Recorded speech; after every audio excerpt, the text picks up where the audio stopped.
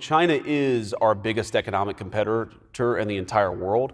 When you look at their technology industry, I think that's the only tech industry, especially when it comes to things like AI, where they're even sort of knocking on the door of America. Now, I still think that we have the best hardware. I think that we have the best software. I still think that we're the most technologically forward economy.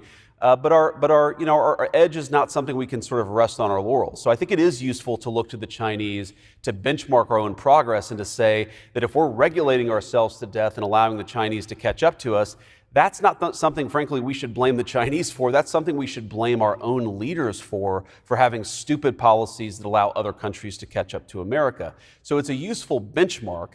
But I still think fundamentally we have to take the attitude of, we want the world to be built, I think, on an American technology stack, not on a Chinese or some other country's technology stack.